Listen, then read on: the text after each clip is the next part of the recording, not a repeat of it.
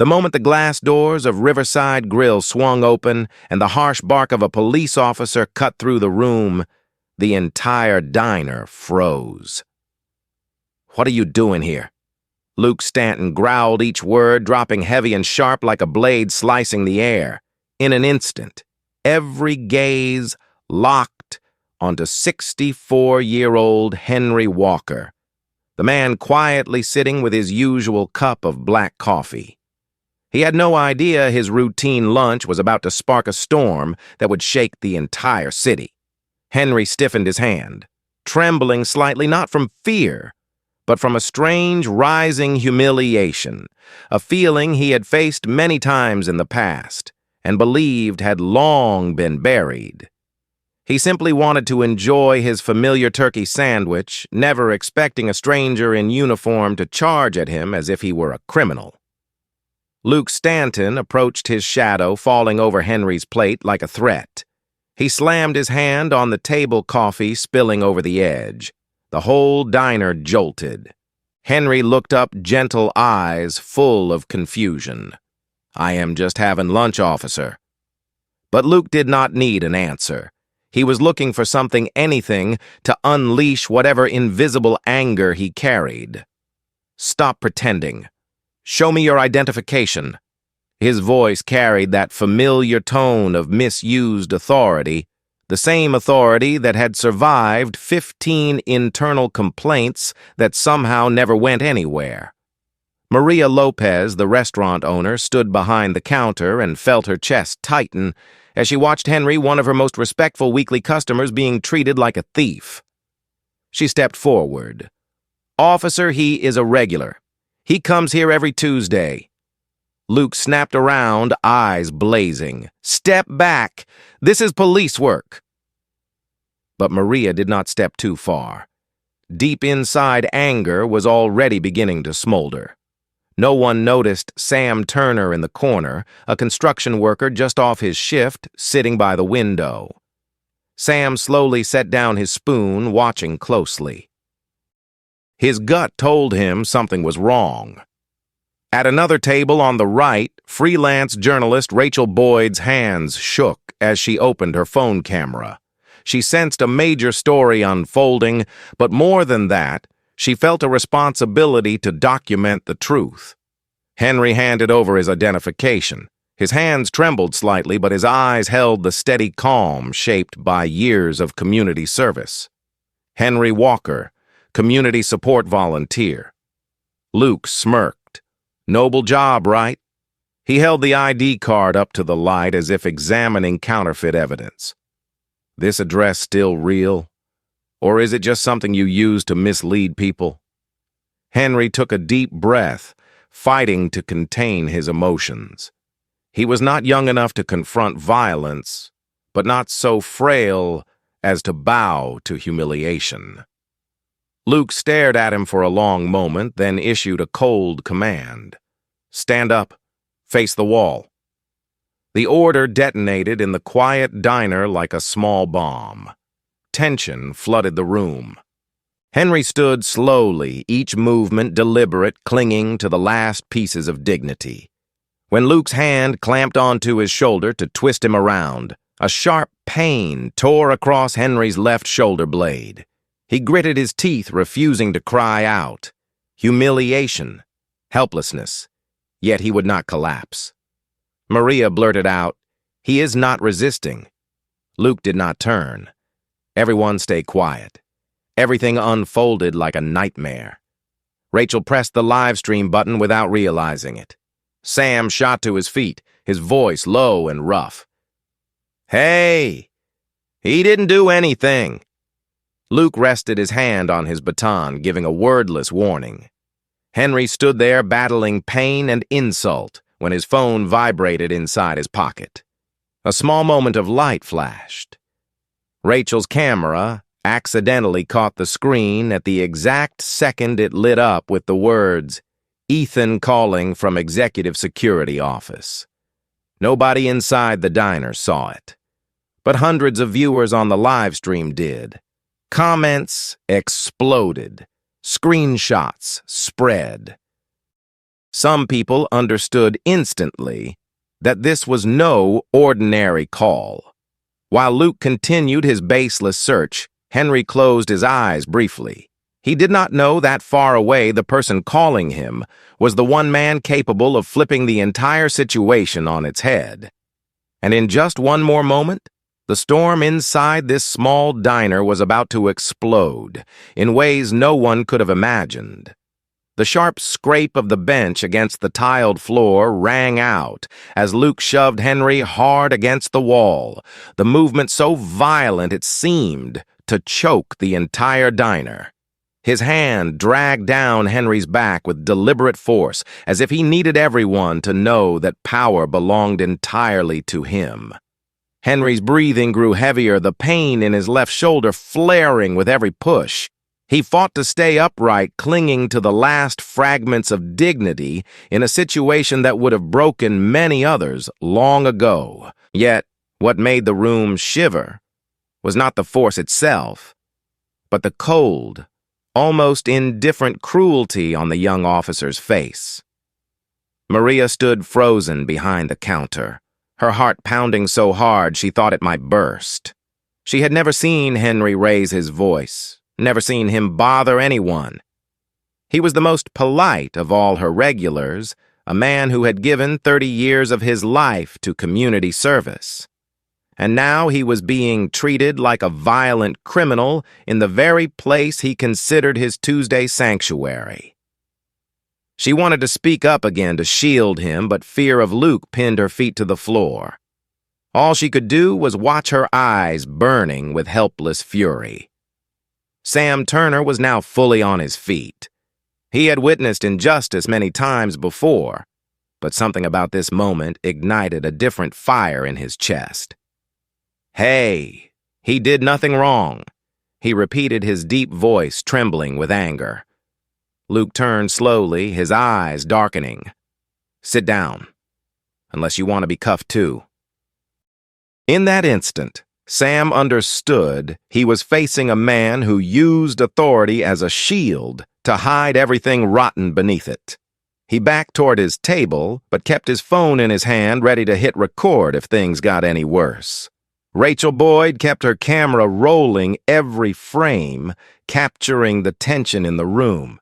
Henry's strained expression, the panic in the eyes of the customer by the window, and Luke's unsettling half-smirk as he pulled Henry's wallet out and held it up like a trophy. "A lot of money for someone who was just here for lunch," he said loudly, making sure everyone heard. Henry said nothing. His chest tightened, not out of fear of being wrongfully arrested, but from the familiar sting of having his dignity shredded piece by piece. Henry's phone lit up again in his pocket, the vibrating tone mixing with the silence that stretched like wire. Rachel's camera caught it once more. This time, the screen clearly displayed 3 words, "Ethan work phone." Almost immediately, viewers on the live stream reacted. Some typed in shock, others recognized the distinctive contact format commonly used by high-ranking security personnel. Rachel narrowed her eyes. Something was wrong, and something much bigger was unfolding. Luke snatched the phone from Henry's pocket and held it up. "What is this, your phone? Is there a passcode?" he asked, without waiting for an answer. He did not care. He only needed another excuse to drag Henry deeper into humiliation. Henry tried to speak. "It is just my phone." But the words caught in his throat, squeezed by pain and helplessness. Rachel felt her pulse quicken. The live stream had passed 2,000 viewers and was climbing so fast she could no longer keep up with the comments. People were asking why the contact looked like a government office number. Others wanted someone to call back and check. A few even recognized the special contact formatting used by senior security officials. Sam stepped forward again, unable to hold back. "He is not resisting. You are hurting him." But before he could take another step, Luke clicked on the stun gun in his hand, a spark of blue electricity flashing. "Anyone want to feel this?" The air seemed to collapse beneath the weight of fear. Henry felt his heart tighten painfully. He wondered if this was how a lifetime of decency was going to end. But somewhere deep behind his eyes, a faint spark remained. A quiet belief that Ethan, the son who always kept his work secret, might somehow be watching.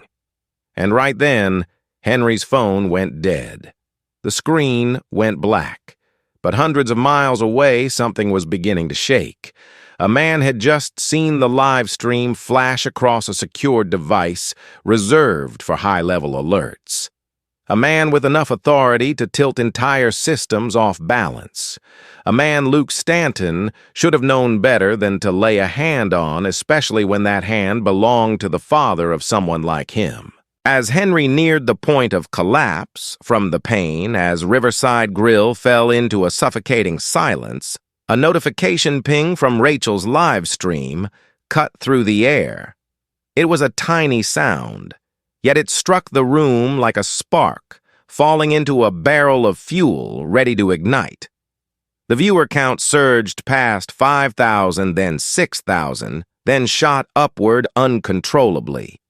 Comments carved across the screen, each line slicing closer to the truth. This officer is clearly abusing power. That incoming call screen looks federal. Who is Ethan Walker? Is that the number for the Executive Security Office? Rachel swallowed hard. The vague sense of alarm inside her had now taken full shape. She looked up at Henry and saw him suppressing a wave of pain, so deep it seemed as if every joint in his body was being twisted apart. Yet his eyes had not broken. They held anguish, but also an uncanny steadiness.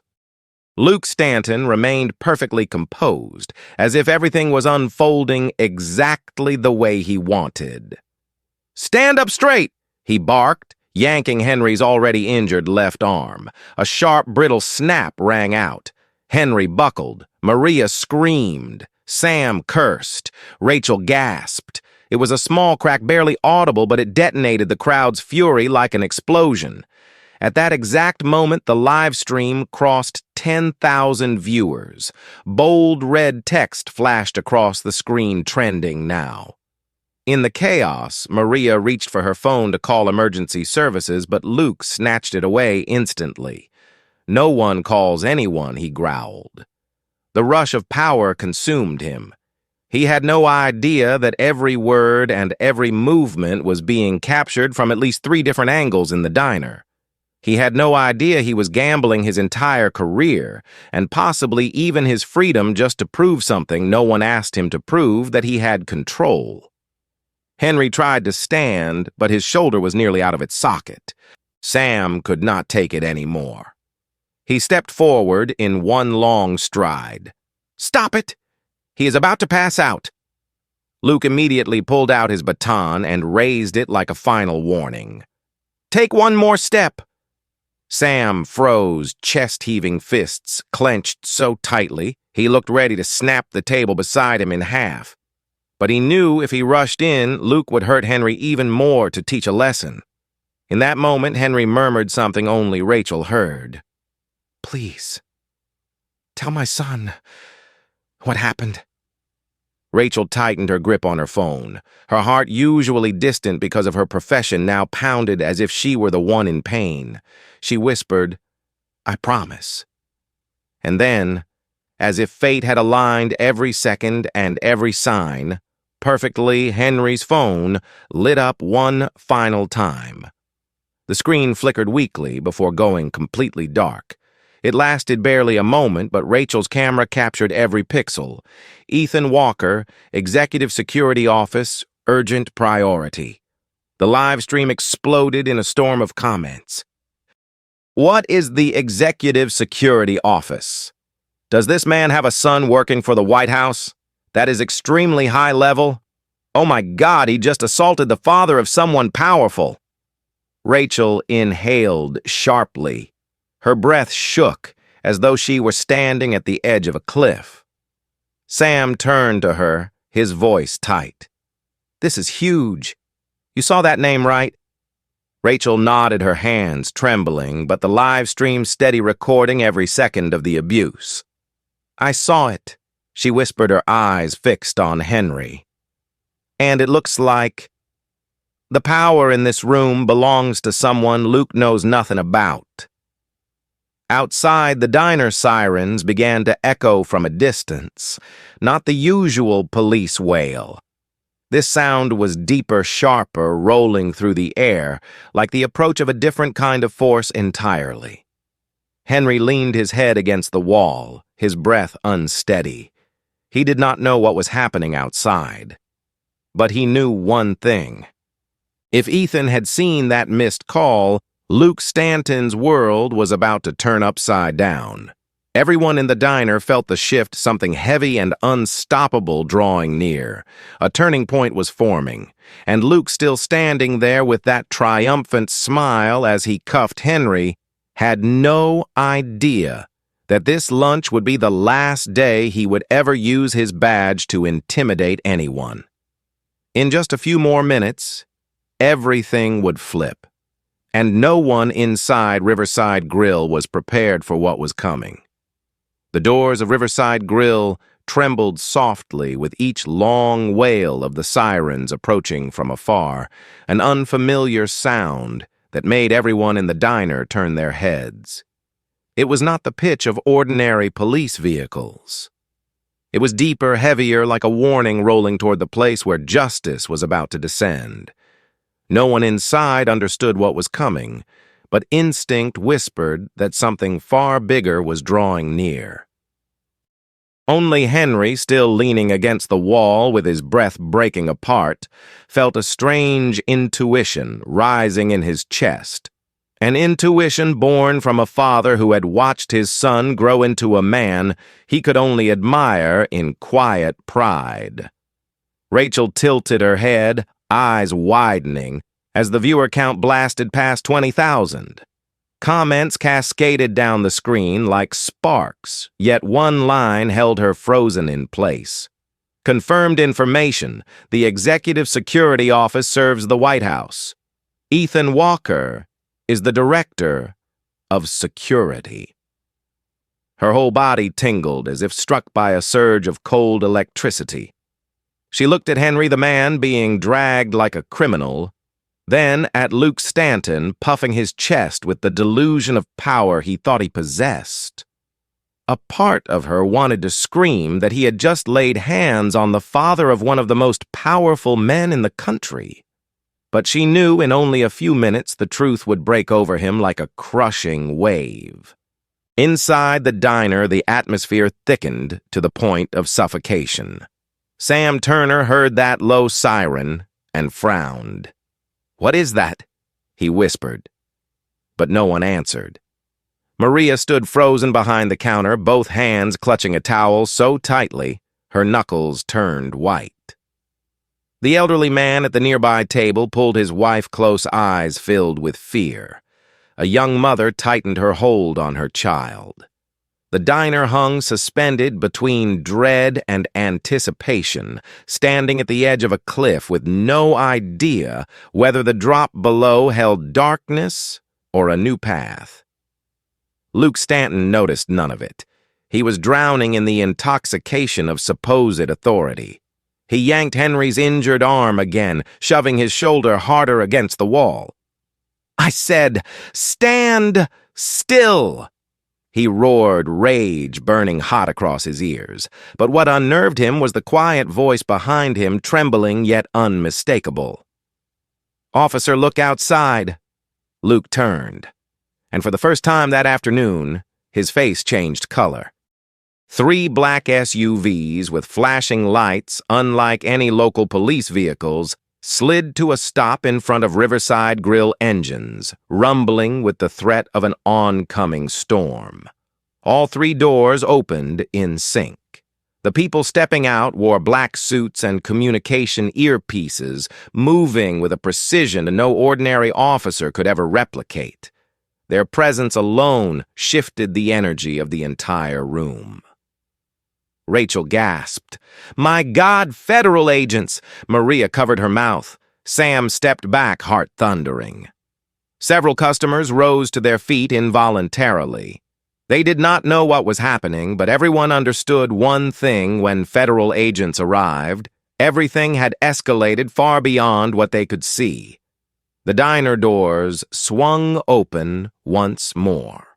A tall woman with sharp, commanding eyes stepped in first. The badge on her chest flashed under the lights, Federal Bureau of Investigation Civil Rights Division. Behind her were two more agents, and a man in a charcoal suit carrying a folder walked straight toward Luke with unwavering purpose. "Officer Luke Stanton!" The woman's voice cut through the room like a blade. "You will immediately cease all actions and step away from Mr. Henry Walker." Luke froze. I am in the middle of... You are violating federal civil rights law." The man in the suit interrupted, his voice low and thunderous. "And you are laying hands on the father of the director of White House security. As of this moment, you have no authority here." The sentence hit the room like an explosion. Maria dropped her towel. Sam's eyes flew wide. A customer clutched his chest. Rachel nearly dropped her phone. And Henry, still leaning against the wall with his shoulder numb from pain, opened his eyes slowly. The look on his face was hard to describe. Not shock, not pride, but a deep, quiet relief, as if he finally no longer had to weather the storm alone. Across the room, Luke Stanton stared at the doorway, horrified, as the federal team advanced like a flood of power. His badge suddenly felt unbearably heavy on his chest, ready to fall off at any moment. In that instant, he understood, but far too late. He had touched a man he should never have touched, and his world began to crumble piece by piece. The air inside Riverside Grill seemed to explode the moment the federal team stepped in. Yet the real chaos began only when Special Agent Natalie Rhodes signaled her team to move directly toward Henry. In a room still thick with the smell of coffee and fear, the agents moved with clockwork precision, each firm step, pushing Luke Stanton closer to stepping back out of pure instinct. But his feet felt glued to the floor, his body frozen as the truth crashed down on him. He had just made the greatest mistake of his life. Maria stood behind the counter, hands covering her mouth, tears shimmering in her eyes from the shock mixed with relief. Sam Turner did not take his eyes off the agent's fists, clenched, as if ready to shield Henry at all costs, though it seemed he would no longer need to. Rachel Boyd kept filming, her heart pounding wildly. The live stream climbed past 30,000 viewers. Comments erupted non-stop, many recognizing Natalie Rhodes from federal civil rights briefings, others piecing together Henry's true identity from the phone call earlier and the urgency of the federal response. Natalie approached Henry, and her expression softened slightly when she saw his left arm hanging at an unnatural angle. "Mr. Walker, we will take you to the hospital immediately after an on-site assessment. Your son has requested the highest priority." Maria began to cry openly at those words. Henry tried to stand straighter, pain clouding his eyes, while his voice trembled softly. "Thank you, I am fine." But everyone could see he was far from fine. Another agent stepped forward, his voice cold as steel. "Officer Luke Stanton, surrender your badge and weapon immediately." Luke swallowed hard, his throat dry like it was closing. I was just following protocol." "What protocol allows you to assault a non-resistant individual, ignore multiple witnesses, and act on an unverified initial report?" The agent snapped each word, cutting like a blade. What protocol allows you to block medical assistance, and what protocol gives you the authority to lay hands on the father of a senior White House security official? Luke had no answer. Only broken stammers escaped him as 8 years of unchecked abuse collapsed beneath him in mere minutes. Sam felt a vindicated surge, but kept his focus on Henry. He stepped closer and addressed Natalie. He is in a lot of pain. Natalie nodded with a rare respect offered to a civilian.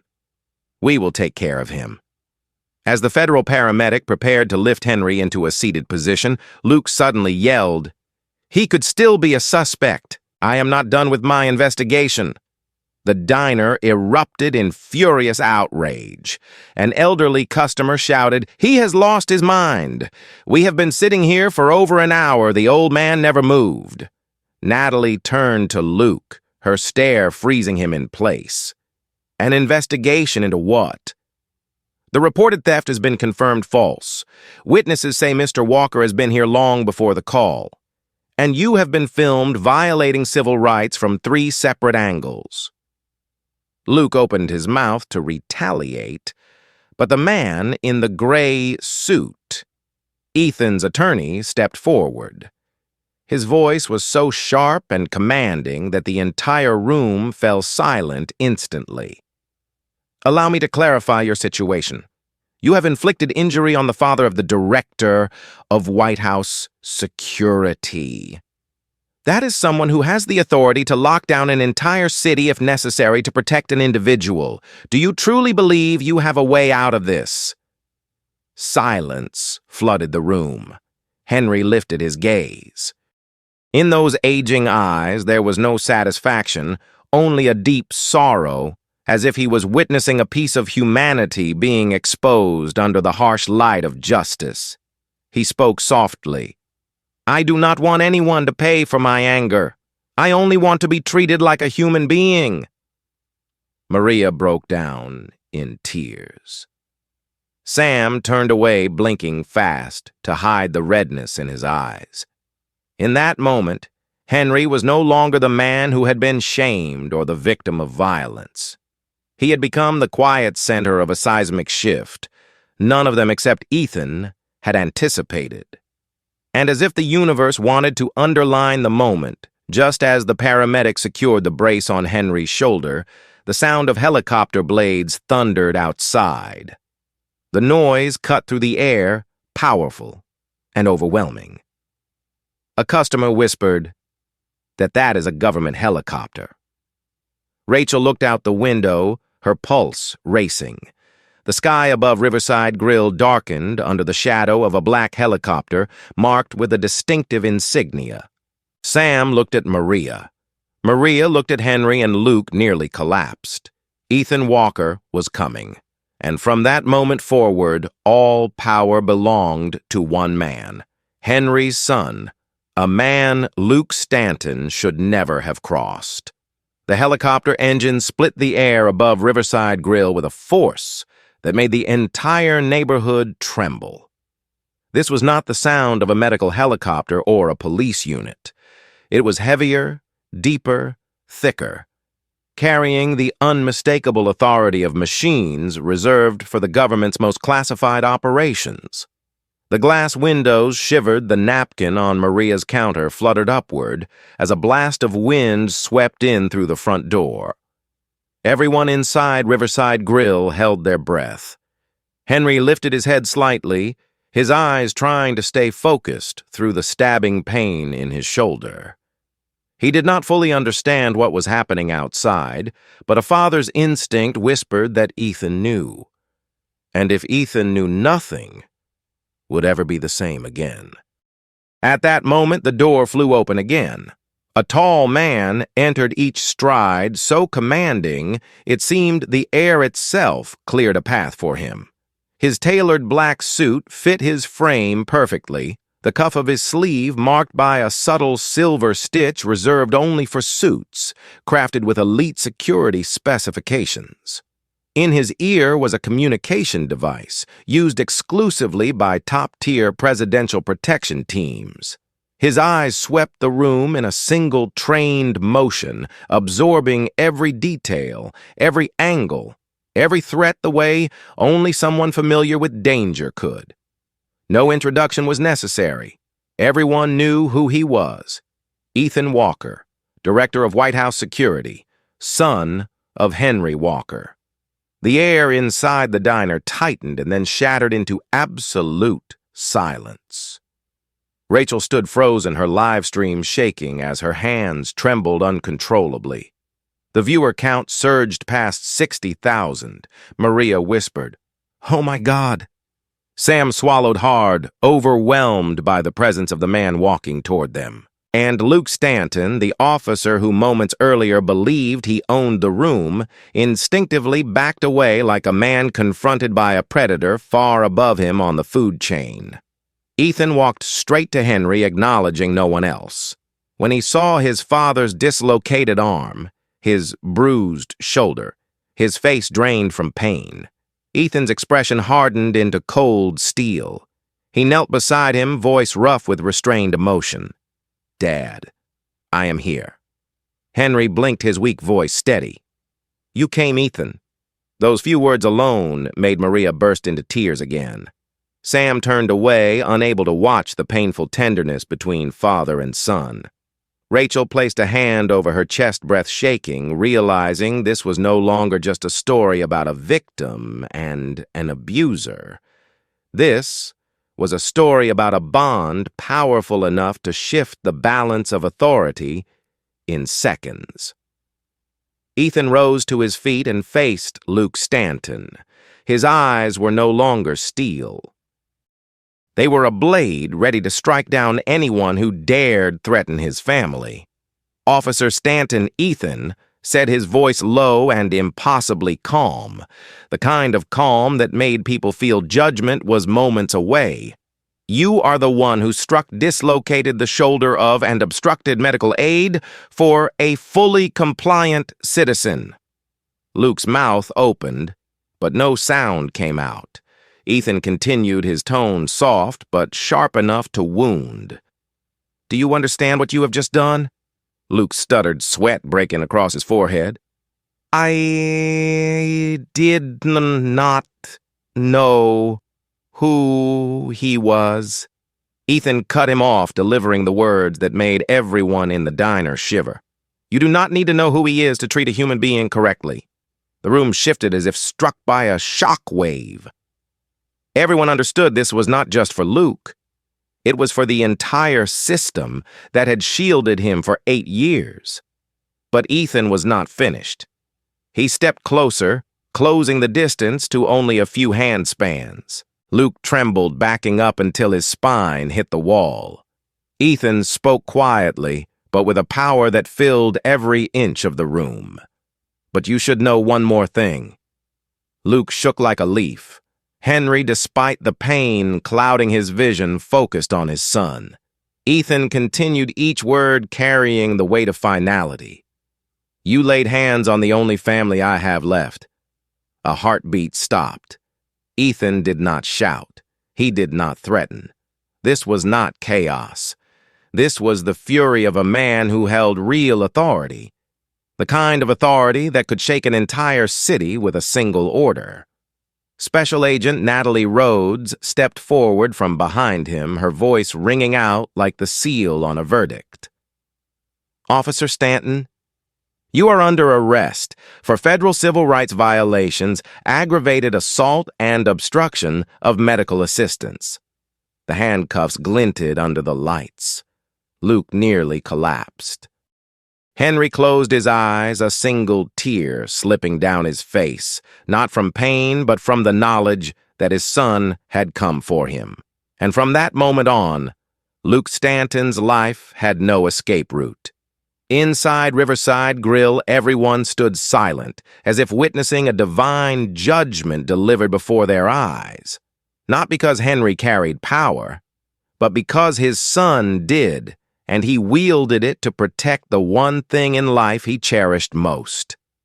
Outside, the helicopter thundered on as if declaring that from this moment forward, justice no longer belonged to the strongest. It belonged to the one who was right. The wind from the helicopter blades outside continued to churn the air, yet inside Riverside Grill the silence grew so dense that a single sharp breath could have shattered it. Ethan rose to his full height, his shadow falling over Luke Stanton like an inescapable verdict. But a moment later, Ethan turned back to his father, and that moment the sight of a powerful man lowering himself to hold his father's trembling hand made every person in the diner fall completely still. "Get him to the hospital immediately," Ethan ordered. His voice was no longer the cold steel he used on Luke, but carried a raw urgency deeply human, deeply real. Two paramedics rushed forward, gently lifting Henry onto the stretcher. Henry winced at the touch, but still managed to speak his voice, thin as a breath of air. "Did you really have to make this such a big deal?" Ethan leaned in closer. "Dad, this is not me making it big. They made it big. I am just setting it right." Maria held a hand over her heart. She had seen many painful stories pass through her little diner, but never anything both devastating and beautiful like this, the kind of love from a son powerful enough to rattle a system once believed untouchable.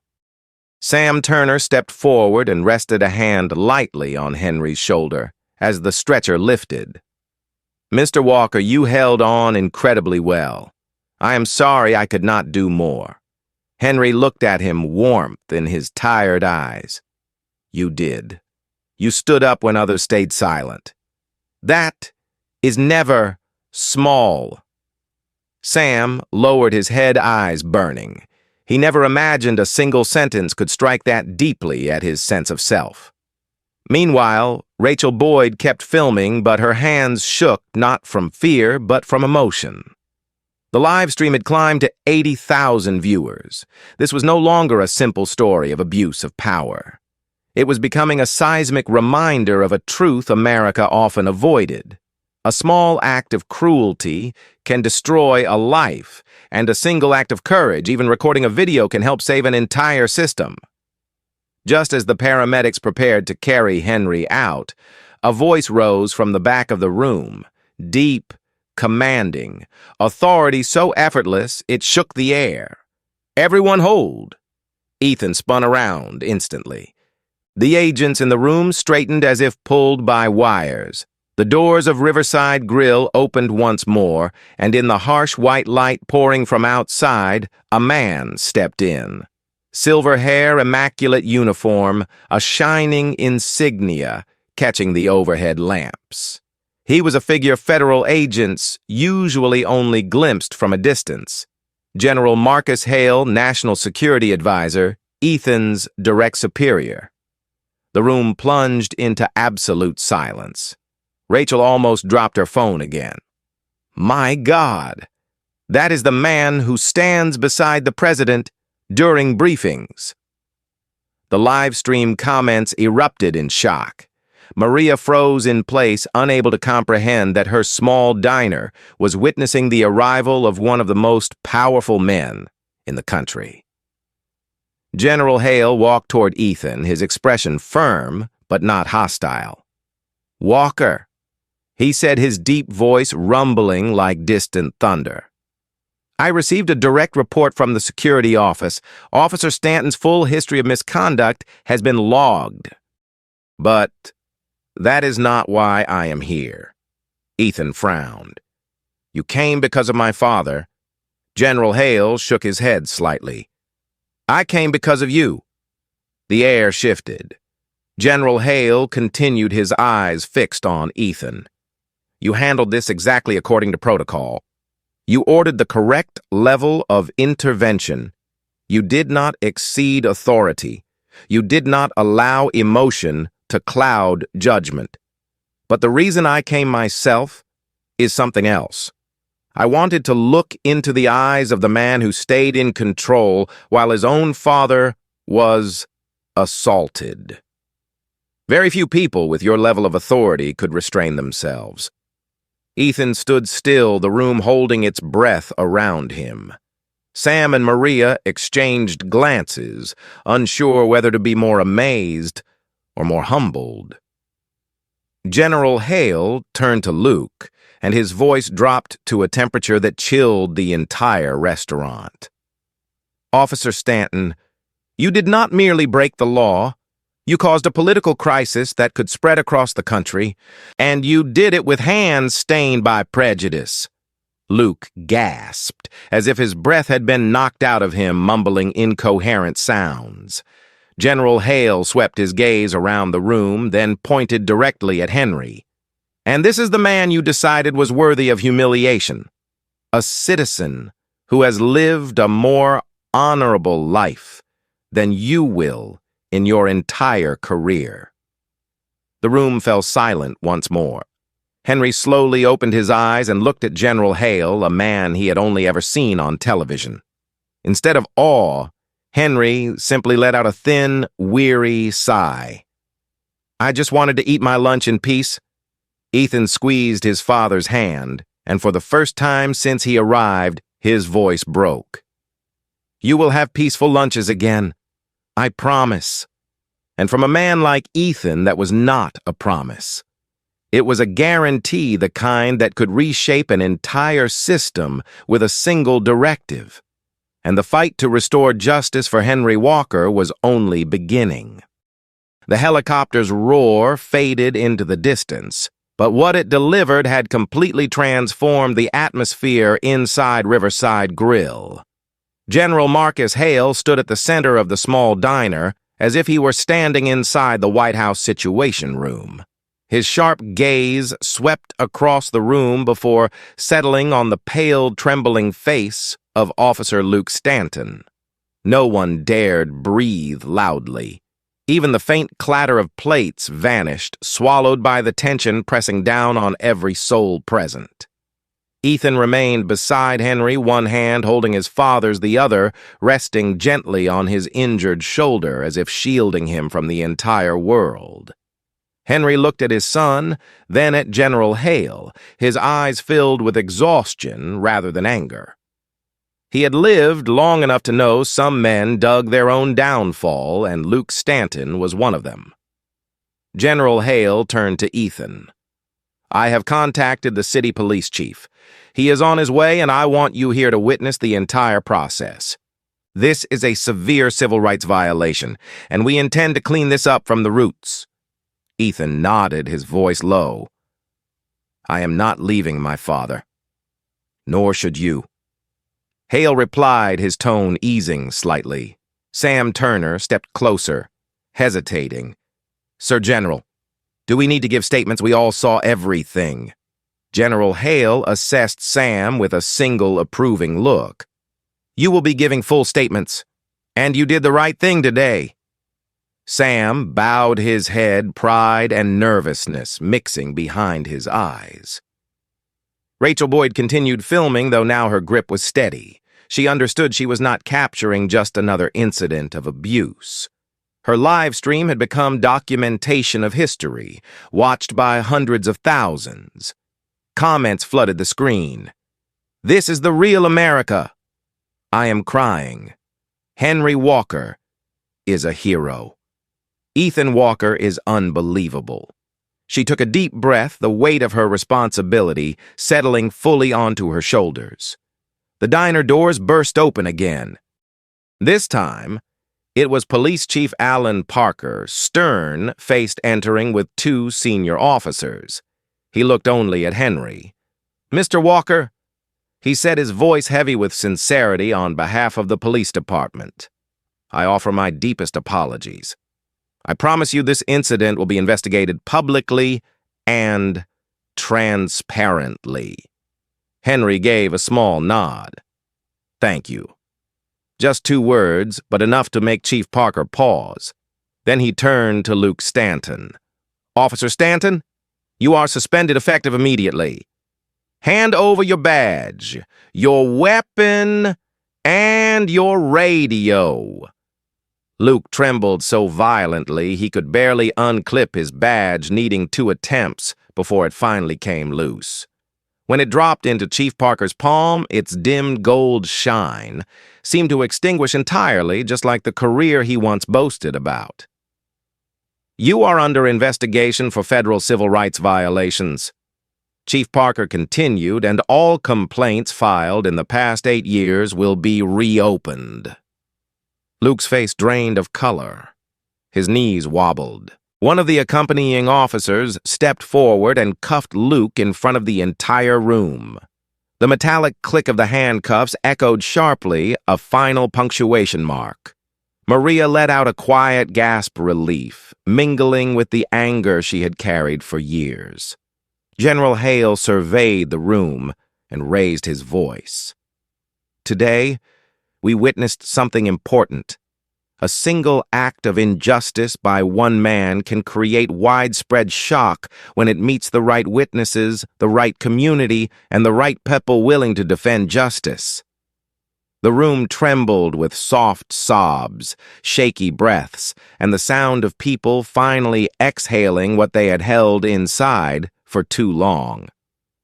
Ethan placed a hand on his father's shoulder. "Dad, let us get you to the hospital." Henry managed a small smile. "Just remember, tomorrow I still want my turkey sandwich here." Maria broke into tears again, rushing forward to hug Henry before the paramedics carried him out. "Mr. Walker, this diner will always have a place for you. For life." As Henry was lifted into the ambulance, Rachel kept recording. But now, she was not documenting pain. She was preserving a moment where ordinary people came together to reclaim justice for a good man. Ethan followed close behind the stretcher. Sam stood at the doorway, hand pressed to a chest, eyes filled with reverence. Maria watched them leave her hands still trembling, but with a growing smile that felt like a flame returning to life.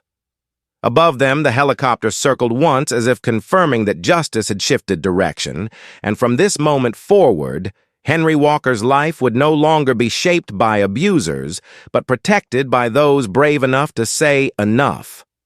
The cold wind left behind by the helicopter had faded, yet its aftershock still echoed in the hearts of everyone inside Riverside Grill.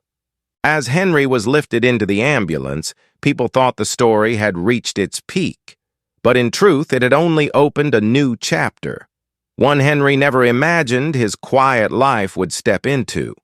The city hospital buzzed with unusual urgency as the convoy arrived. Medical staff immediately recognized the presence of federal security. But amid all the tension and formality, Henry felt only 2 things: the dull ache in his left shoulder and the warmth of knowing his son had not left his side. Ethan stayed with him every second, standing close to the hospital bed eyes, following every movement of the doctors, as if each of his father's breaths were his own lifeline. Dr. Joseph Mitchell examined Henry carefully and confirmed a severe shoulder dislocation with torn ligaments requiring surgery. Henry closed his eyes when he heard the news, but there was no despair. He had lived through deeper pain and heavier loss. He opened his eyes and looked at Ethan. The worry in his son's gaze ran deeper than the pain in his shoulder. "I am fine," Henry whispered, offering a faint smile. "It is only a shoulder." Ethan squeezed his father's hand gently. "I will not let anyone lay a hand on you ever again." The surgery was prepared quickly, and when Henry was wheeled into the operating room, Ethan stood in the hallway, fists clenched, head bowed slightly, like a man holding up the weight of an entire world. Hospital staff passing by could see it clearly. This was not the face of the director of White House security. It was the face of a son nearly suffocating at the thought of losing the last family he had. While he waited, Police Chief Alan Parker and General Hale approached. Ethan lifted his head, eyes still carrying a storm. They will pay for this, he said quietly, each word sharp as steel. Chief Parker nodded. Stanton has been detained. We are collecting every video from the scene. Internal Affairs will reopen his entire record. General Hale added his deep voice, sounding like a formal sentence. The Department of Justice and the Federal Bureau of Investigation are opening a civil rights inquiry. This will not be treated as an isolated event, Ethan. This will be a reform. Ethan exhaled slowly, his gaze lowering. I only regret that my father had to endure this. He did not deserve it. The operating room doors opened, and Dr. Mitchell stepped out after more than 1 hour of work. Ethan hurried forward. How is my father? He is stable. The doctor answered with a reassuring smile. We realigned the joint and repaired the ligament tears. He will need physical therapy, but he can fully recover. Ethan's chest rose and fell as if released from invisible chains. When allowed into the recovery room, he stepped in to find Henry lying there with a tired face, but the same gentle eyes as always. Ethan sat down beside him without speaking.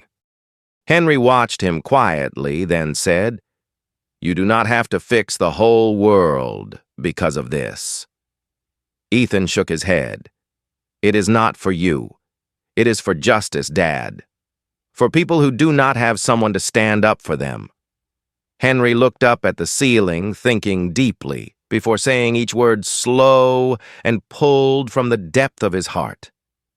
If you truly want to change something, do it for kindness, not anger. Ethan bowed his head. I promise.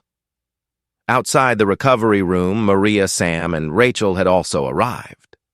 They were not there out of curiosity, but because something unspoken had tied them together through the storm they had survived. When Ethan stepped out, Rachel approached. I just wanted to tell you the whole world is watching this story, she said, softly, her eyes still red from the long live stream. And they are standing with Mr. Henry. Sam placed a steady hand on Ethan's shoulder. We are here for anything he needs. Maria smiled, her voice quiet, but certain. Riverside Grill will always have a place for him, no matter what happens. Ethan looked at them, a construction worker, a diner owner, a journalist. 3 ordinary people. But today, they were the 3 pillars who had kept Henry standing in the storm. Thank you. Ethan said, his voice deep and sincere. My father is lucky to have people like you.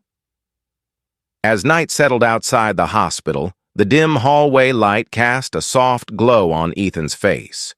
He stood there half in shadow and half in light, just like the position he held in the world.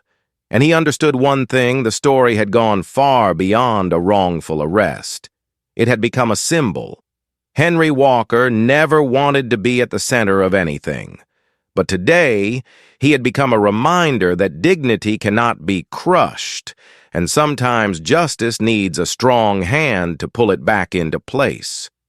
And that journey, the journey to change an entire system, had only just begun.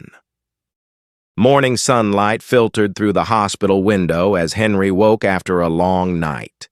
His left shoulder still throbbed, but his mind felt lighter, as if yesterday's storm had carried away both the anger and fear pressing on his chest. When he opened his eyes, the first person he saw was Ethan, sitting beside the bed. The tension in his expression softened at last. You are awake.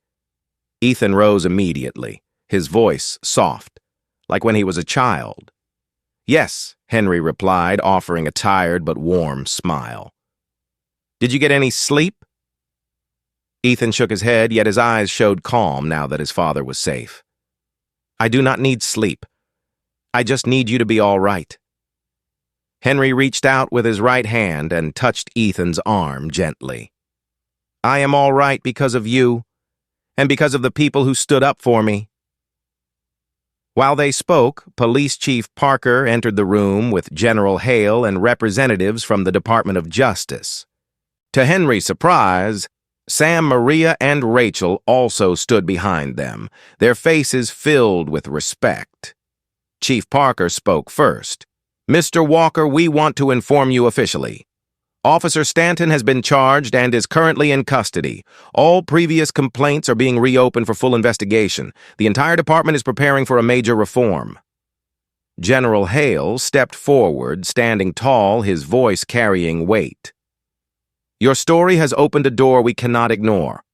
The Department of Justice will supervise this directly. This will become a model case for nationwide civil rights reform." Henry exhaled slowly, not out of exhaustion, but from understanding. What happened to him was no longer just his personal pain. It had become an opportunity to change something far larger. Maria stepped forward, her eyes shimmering. "Mr. Walker, we started a fund in your name. People have donated so much. They want to help others who have faced injustice." Henry's eyes widened. "A fund in my name?" "Yes." Maria smiled because you reminded us that kindness is stronger than we think. Sam added, his voice steady but thick with emotion. "And people like me, people who stayed silent before we will not stay silent anymore."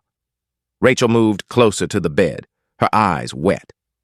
"My article about what happened has been shared millions of times. I have never seen such unity. They say you are a symbol of dignity." Henry let out a faint laugh. "I only wanted a peaceful lunch." Ethan placed a hand on his father's shoulder. "And you will have that again. But more than that, your story will help others have peaceful lunches too, without fear." That afternoon, the city held a public press conference at Riverside Grill. When Henry arrived, hundreds of people lined the street applauding him. Homemade signs lifted into the air read, "We stand with Henry Dignity for all. No more silence." Henry stepped into the diner and felt every gaze, every nod, every warm whisper. Today, Riverside Grill was no longer the place where he was humiliated. It was the place where he was honored. The police chief announced new reforms. General Hale affirmed federal oversight. Rachel spoke about the power of filming and the voice of witnesses. Sam spoke about courage. Maria spoke about community. Finally, Henry stood. He had no speech prepared, no elaborate words. He simply looked at everyone and spoke in a slow, steady voice full of weight. "I do not want revenge. I only want the world to be more generous, more kind. If what I went through helps us treat each other better, then none of it was wasted." He turned to Ethan. "And if anyone has made me believe this world still has hope, it is my son. The man who did not use his power to retaliate but to protect kindness."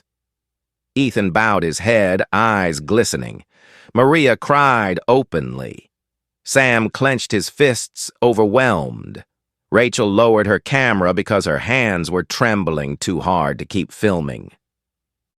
Henry smiled and slowly sat back down in his familiar seat, ordering a turkey sandwich. And for the first time since the storm, he ate his lunch in complete peace. The story of Henry Walker became a symbol not because he was powerful, but because he never lost his dignity. And for the first time in a long time, the world paused to listen to an ordinary man who stood tall in the storm. A story that began with injustice ended in hope. And from that moment on, no one saw Henry Walker as a victim. They saw him as a light. From the perspective of a civil rights expert, Henry Walker's story is far more than an isolated case of abuse of power. It is a reflection of how a system can drift off course when oversight and human decency are absent. Yet what makes this story truly powerful is Henry's decision to stand firm with dignity, and the way those around him, from the community to federal authorities, came together to pull justice back to where it belongs. It is clear proof that change begins with ordinary people who dare to speak up. If you believe stories like this should be shared to remind us of the importance of justice and compassion, make sure to like and subscribe so you can follow the next chapter. And leave a short comment to affirm what you believe in. Comment, "Keep your dignity."